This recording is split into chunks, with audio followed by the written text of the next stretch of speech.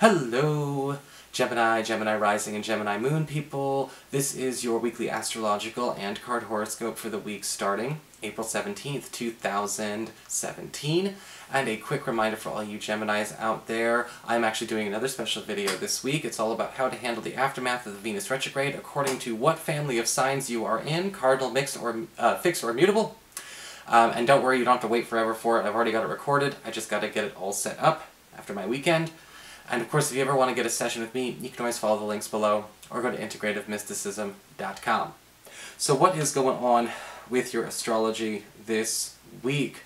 Gemini, well, in the beginning of the week, you're all going to be very happy. We do have a wonderful angle between the Sun, currently in your 11th house of friendships and social networking, to Saturn, currently retrograde in your 7th house of partnerships, as well as your closest one-on-one relationships. And when we have the Sun and Saturn retrograde coming together, we have a way for us to kind of, have a fresh start by breaking a rule or ending a policy, either with a really close friend or even with a romantic partner that is actually unfair to everyone involved. This can also be a great week for those of you that maybe have been feeling like you'd wish a friend and a romantic partner would just shut up and get along. If there's been any problems going on where maybe a friend is not being very welcoming to a new lover in your life, or a lover is simply just not actually bothering to accept the fact that your friends were there before them in the first place, this is the week where we start having people accept reality for what it really is. But I think a lot of you will be very happy to find that, this also means peace. Later on in the week, we do have the Sun moving into Taurus, into your 12th house, your past, your privacy, and your hidden zone, where it will be connecting to Mercury, currently retrograde in this area. And whenever the Sun and Mercury come together in our privacy sector, you may find that a secret that somebody confides in you is extremely advantageous towards advancing your own personal, I guess you could say, career or creative goals. There may actually be somebody who confides some kind of special opportunity in you that they want to embark on with you. This could turn into a fantastic business partnership or artistic partnership, but the thing is, you've got to make sure that this stays secret squirrel for a little while, because it's not ready to be in full bloom. Not till Mercury goes direct. But the nice thing is we've got something very, very special happening behind the scenes ready to debut in a few weeks. And so if you've been looking for some kind of big extra, this is your chance. So what is happening here in your cards? Well, for your spiritual advice, we do have the card of the Life-Bringer. Okay, the Life-Bringer is kind of interesting because it talks a lot about things taking on a life of their own, and how this week we need to treat everyone and everything in our life as something that has a life of its own, to be loved and nurtured in its own unique way. Now that might sound a little bit sappy, but sometimes we don't do that. Sometimes as people, we don't let things have a life of their own. Our child's fully grown, 18, 19, 20, we still don't treat them like they have a life of their own. Or we have a business that's flourishing and it's our own independent enterprise. I've been binging on Kitchen Nightmares lately. I do love that show. You see a lot of restaurant owners on that who get in their own way, not letting their restaurant or their pub or whatever take on a life of their own. So this is one of those situations where we need to pay attention, where we can learn that lesson ourselves. Where can we let these things take on a life of their own and not see everything as a reflection of us? And, this is kind of a nice card because this also is a card of relief. It's a card of saying, you don't have to, be a part of every waking day of this other thing or of this other individual. In fact, you are better off not. And nurturing something in its own unique expression outside of yourself can actually be very, very beneficial to you, especially if it's, again, a child or a business or something that you helped create.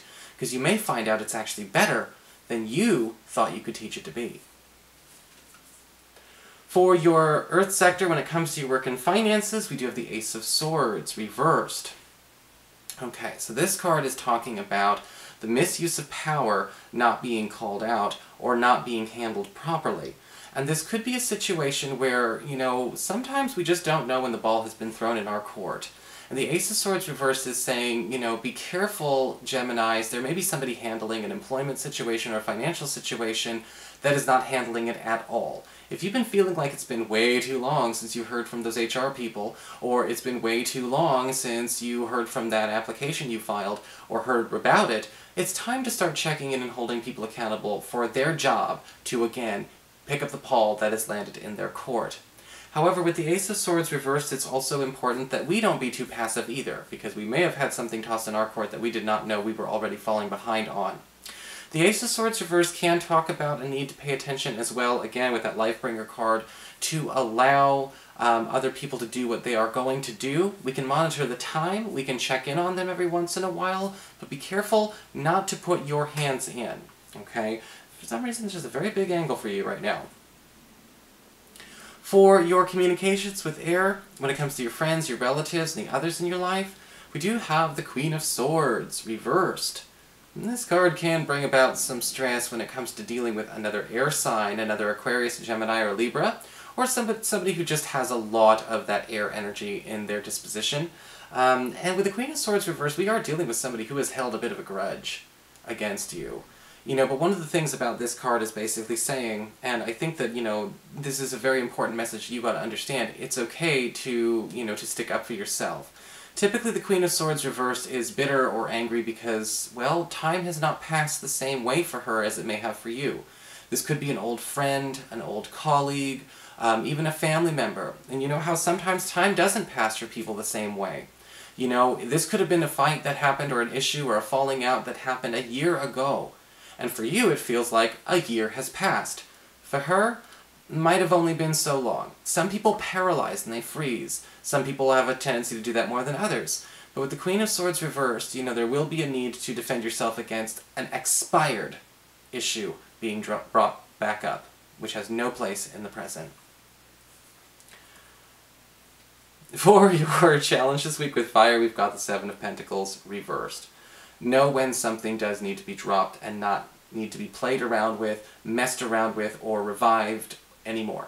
Okay? Because the Seven of Pentacles reversed is basically talking about when things are a waste of time. And this might even be talking about this Queen of Swords reversed. Because when we talk about a waste of time, you may already see her coming a mile away. You may see these challenges coming a mile away. The Seven of Pentacles reversed can also indicate knowing when to call it quits. Even though we may have situations right now, you know, where we are trying to let things have a life of their own, sometimes the best way to let something take on a life of its own is to call it quits on our involvement, or the quantity of time we give to involvement in what is happening with them.